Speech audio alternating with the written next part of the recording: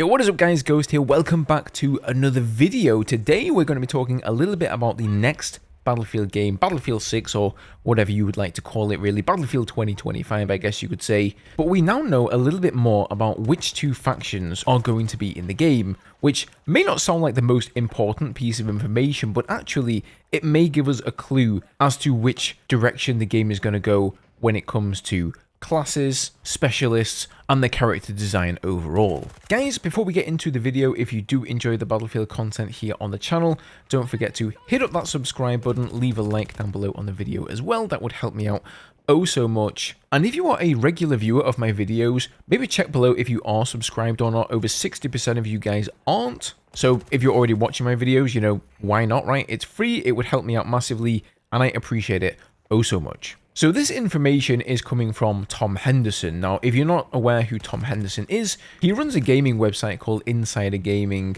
and he has sources, don't ask me where he gets them, but he gets all sorts of inside information about games before they release, such as release dates, features that are going to be in the games, playtests, all this sort of stuff. He always seems to know about it before it happens, and he has a pretty good track record. He is generally pretty much on the money with almost everything that he puts out. And a few days ago, I saw Danny on PC post this over on Twitter saying Tom was correct here. This is actually from March of 2021. Battlefield 2042 wasn't revealed until many months after that.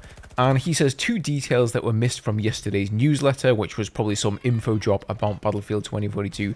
And he says Battlefield is a sequel to Battlefield 4, and you can obviously tell there that he doesn't even know the name of the game, he's just calling it Battlefield.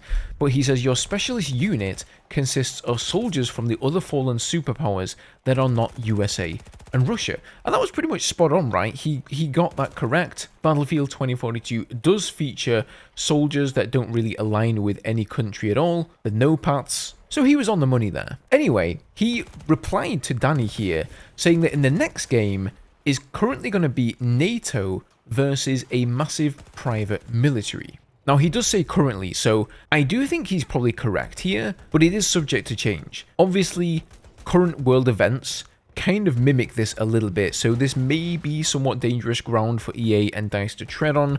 Of course, the Wagner Group in Ukraine was a PMC, and then of course NATO are, you know, pretty much teetering on the line of maybe almost getting involved with that war there. So is that really a rabbit hole that DICE and EA want to go down? I don't know, maybe they'll change it. But what's more important here is this may be a bit of a clue that the next game is actually going to feature some kind of specialists, or if not specialists, like individual characters from different countries, right? Because if you think about it, NATO is comprised of many different countries. So if one of the factions that you're playing as is NATO, then you can have soldiers from all different countries. They're likely to have all different uniforms.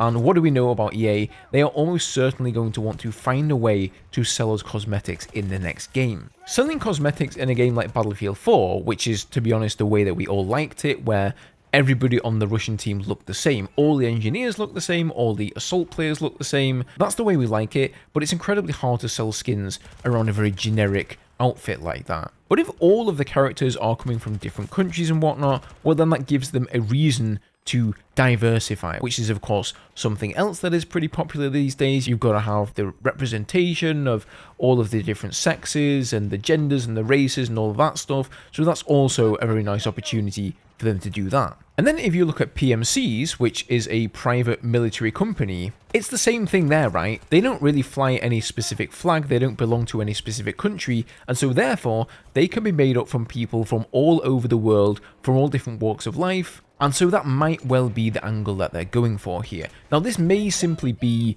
a cosmetic related thing, it doesn't necessarily mean that we're going to get something like specialists where each and every character has its own gadget and all of that jazz. But if you think we're going to be going back to the time of Battlefield 4 and previous games where each class had its own generic look so that you could tell one player from another and it was specific to each faction, I think you're kidding yourself. That's definitely not going to be the case here, because I just don't see any way that EA can monetize cosmetics and skins by doing that. So I think that's how they're looking at each of the factions in terms of cosmetics and monetizations, but I do think they will be going back to the class system. Let's not forget that over on Insider Gaming, Tom Henderson, or somebody working for him, also put out an exclusive article leaking several details about the next Battlefield game, and among those details were that the traditional class system was going to be coming back, Destruction was going to be coming back, they were going to take the game back to 64 players, and for the most part it sounded like they were going to give us a more traditional Battlefield experience. So if that is true,